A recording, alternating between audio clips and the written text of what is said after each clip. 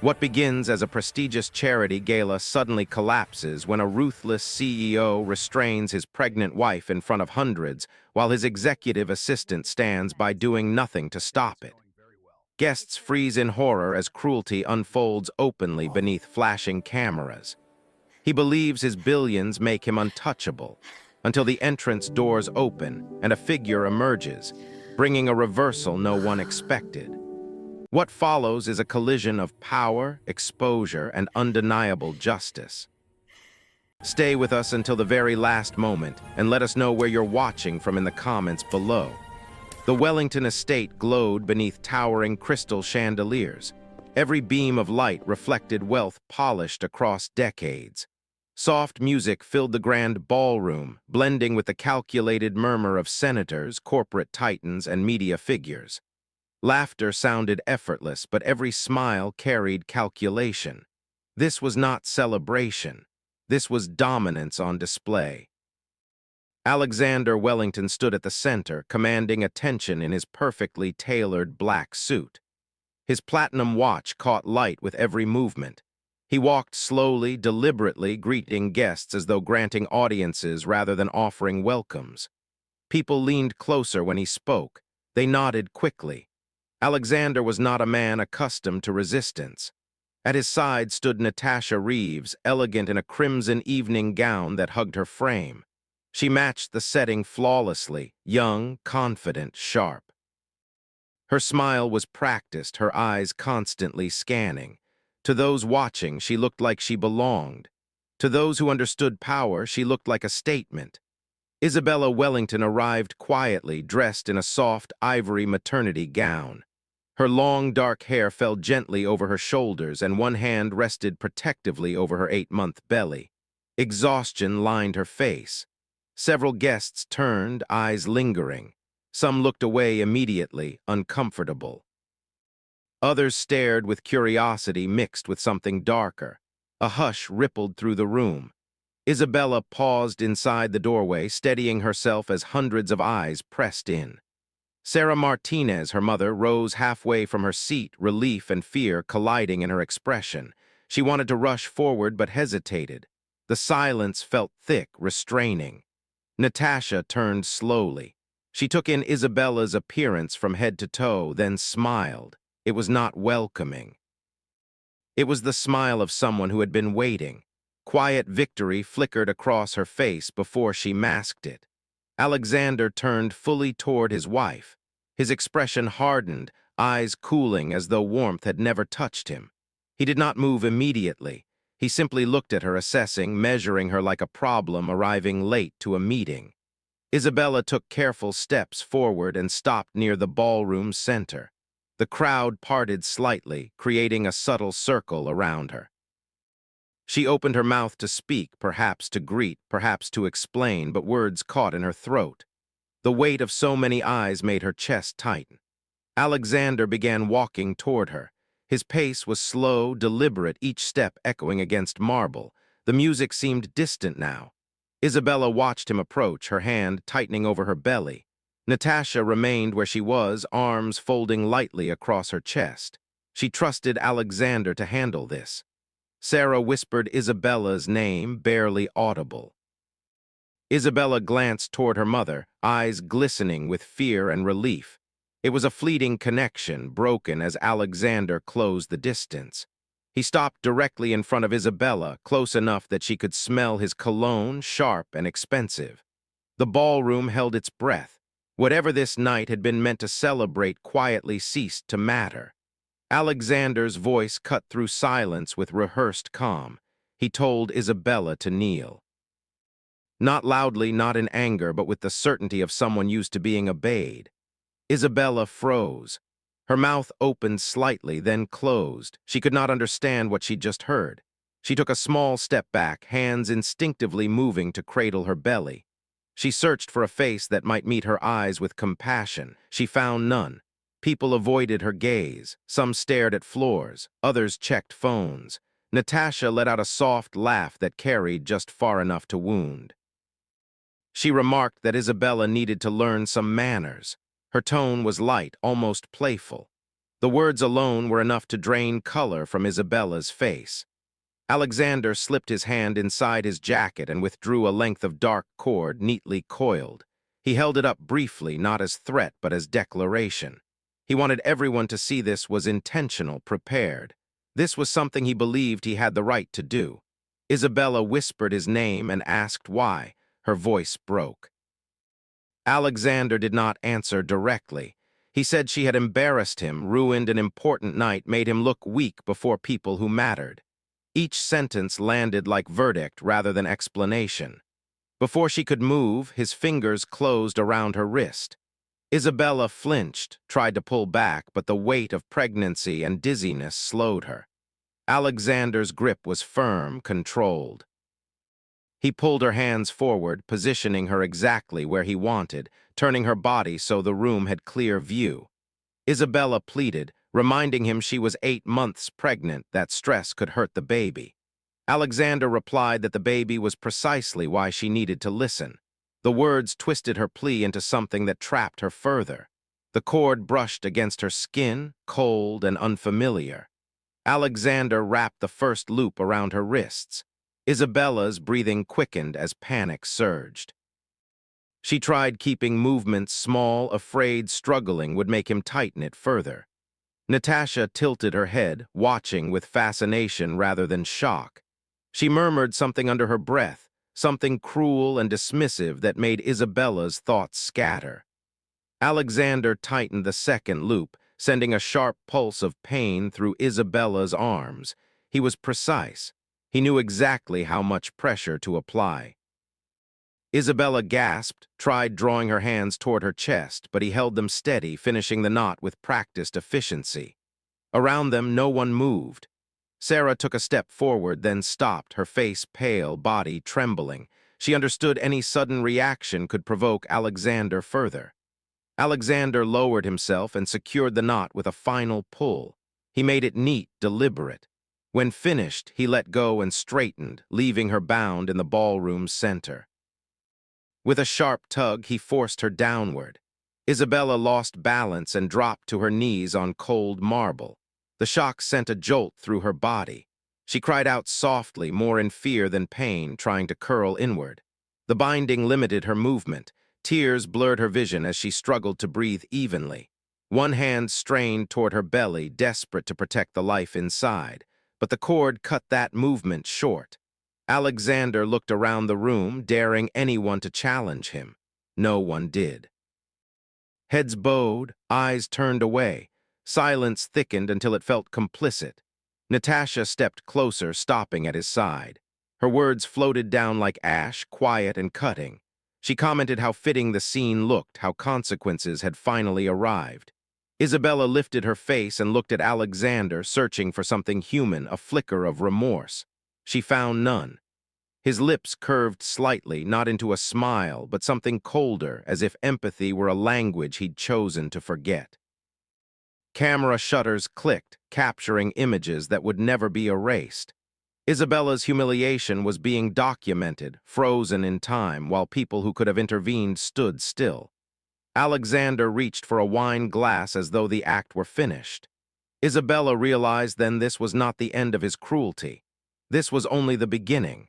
Another sharp pain twisted through Isabella's abdomen. She stiffened, panic flashing across her face. She knew what stress could do at this stage. Her breath hitched as she bent forward, trying to relieve pressure, but the cord limited movement. Tears fell freely, splashing onto marble below. The ballroom grew eerily quiet, as though everyone sensed something shifting. Isabella's pain did not fade, it sharpened. Then slowly, deliberately, the massive entrance doors began to open. A current of cooler air slipped inside. Heads turned instinctively. For the first time that night, Alexander's attention wavered. A man stepped through with measured, unhurried stride. He wore a classic navy suit, white shirt, silver tie, nothing flashy, yet everything about him spoke of old power. His silver hair reflected chandelier light as he crossed the threshold. His face was calm, composed to severity. There was no curiosity in his eyes, no surprise, only controlled stillness forged by decades of command. Guests froze. Conversations died instantly. This man imposed a different order. Quiet authority that didn't shout but demanded obedience. People stepped aside without being asked. Alexander turned. Confusion flickered across his face before he masked it with a tight smile. The confidence carrying him through the evening fractured slightly. Natasha shifted backward, fingers curling inward, knuckles whitening. Her smile stiffened into something brittle. The man said nothing as he surveyed the ballroom, allowing silence to stretch to press down on every guest. His gaze moved deliberately until it reached center. It stopped on Isabella. She knelt there still, posture unsteady, wrists bound. For a fraction of a second, the man's eyes darkened. Calm didn't vanish, but something colder replaced it, like a storm gathering behind steel. Sarah felt her breath catch when she recognized him. Relief surged through her chest, followed immediately by fear. Help had arrived, but it had arrived late. Alexander attempted a laugh. It sounded hollow. The other man did not respond. He did not acknowledge Alexander at all. Instead, he took another step forward. The crowd parted further, creating a clear path. No one wanted in his way. Natasha tried to speak. She gathered herself, lifted her chin, attempted greeting. Words caught in her throat. Her voice failed, leaving her mouth open in silence. The man stopped directly in front of Isabella. He lowered his gaze, taking in her condition with careful attention. Isabella looked up at him, eyes filled with terror and fragile hope she hadn't allowed herself until that moment. Alexander stepped forward, attempting to reclaim control. The man turned his head just enough to glance at Alexander. It was not a glare, not even a warning, simply a look brief and precise. Alexander stopped. The room remained utterly silent. Only Isabella's uneven breathing and the weight of expectation pressing down on everyone present. The man inhaled slowly, deeply.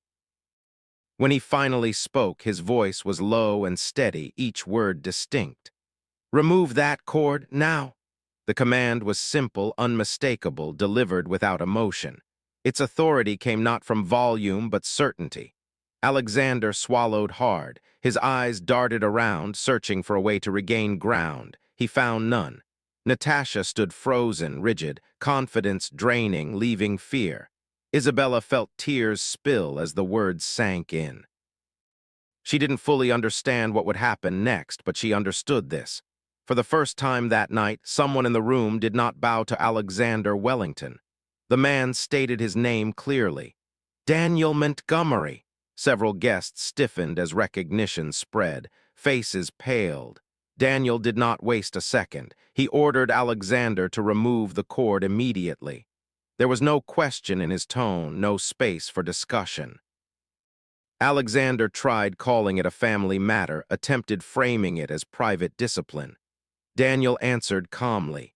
He said family did not grant permission for cruelty, that bloodlines did not excuse harm. Alexander hesitated, jaw tightening, eyes blinking too quickly. For the first time that night, uncertainty crept into his posture. Daniel lowered himself closer to Isabella. He spoke softly, told her she didn't need to apologize to anyone, that she'd done nothing wrong. Isabella began to cry, the sound quiet and shaking. No one had defended her until now.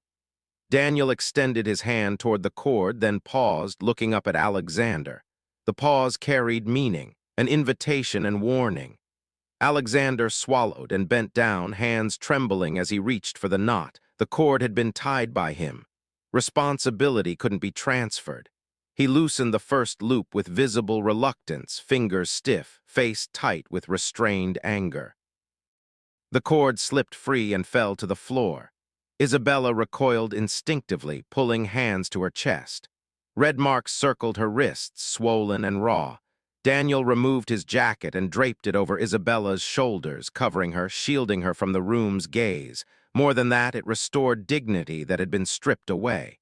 He addressed the room clearly. He said no one would insult Isabella again. That humiliation ended here. The statement carried weight of law.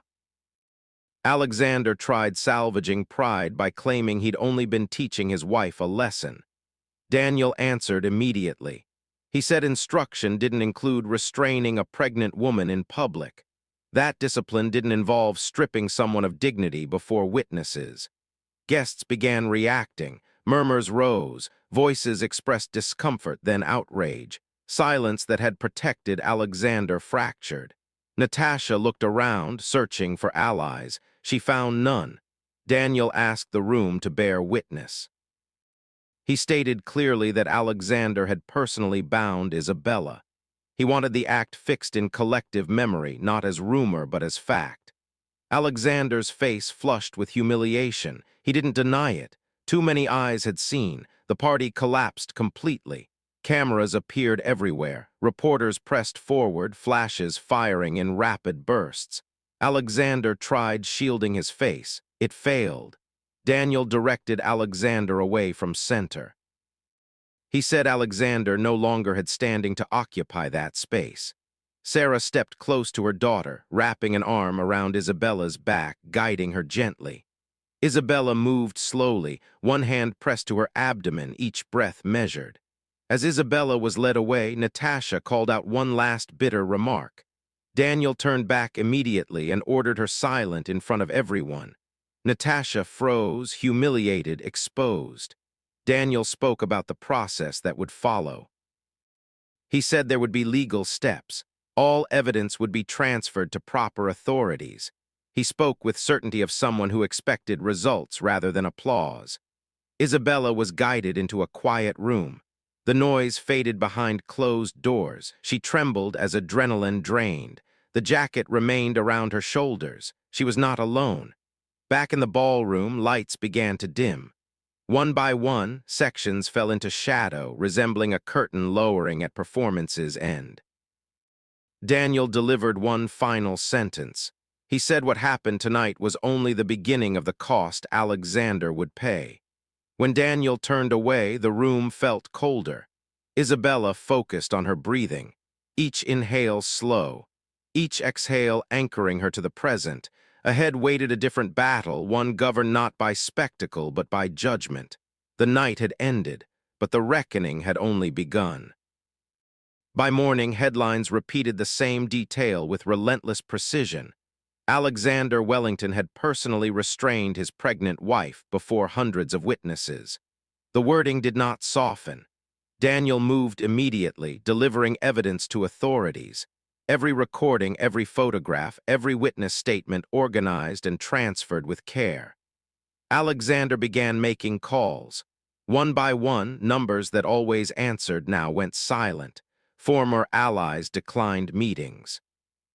The social circle surrounding him dissolved with remarkable speed. Loyalty had never been personal, it had been conditional. Natasha stayed close to Alexander initially, but he no longer sought her eyes. She was no longer an asset. She was a reminder of scandal.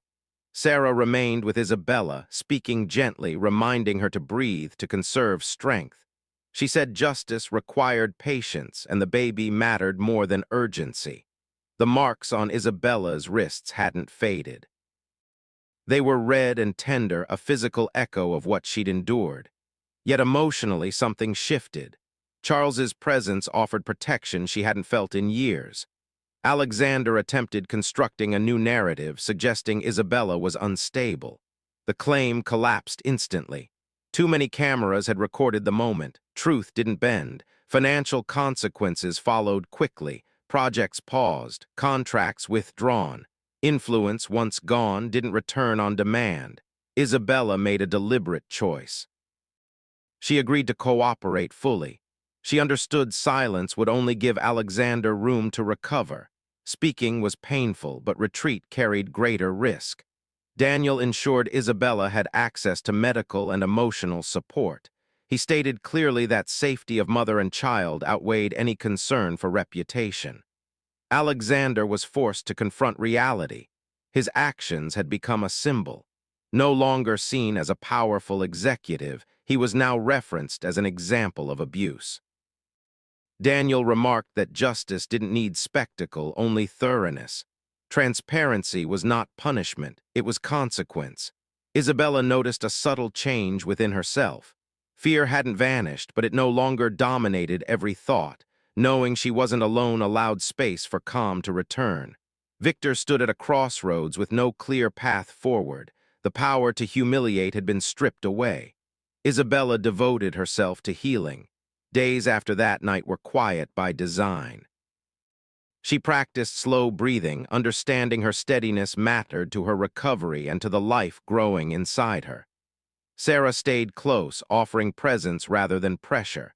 She spoke openly about freezing in the ballroom, the helplessness that rooted her feet. She apologized for not stepping forward sooner. Isabella listened and nodded. She understood her mother's fear. Forgiveness didn't erase the past, but it cleared space for trust. One afternoon, Isabella noticed the marks on her wrists had faded to faint lines. She traced them gently, recognizing them as milestones rather than wounds. They reminded her of what happened and what she survived. She made a decision not to let humiliation define her. The night in the ballroom would not be the sum of her story. She reframed it as a point of change, a reason to stand so no one else would be forced to kneel as she had. Each day, Isabella spoke to her child. She rested a hand over her belly and shared steady words. She told her baby that fear would not shape their beginning. The rhythm beneath her palm answered with gentle certainty. Daniel reminded Isabella that justice was not vengeance. Ending abuse of power mattered more than inflicting pain. Lillian absorbed the message. Letting go didn't mean forgetting. It meant choosing a path that protected her child. Isabella felt fear inside her diminish as she understood Alexander no longer held control over her life. Freedom revealed itself in the absence of threat. Sarah embraced Isabella and spoke with quiet certainty. Even if recovery came late, they had stood up. Isabella answered that standing was the one thing Alexander could never take again. In the evening calm, Isabella rested her hand on her belly and released a long breath. It felt like returning darkness to the past where it belonged.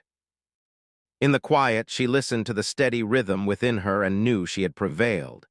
If you've ever felt powerless, if you've ever witnessed injustice and wished someone would intervene, this story is your reminder that silence breaks when courage speaks.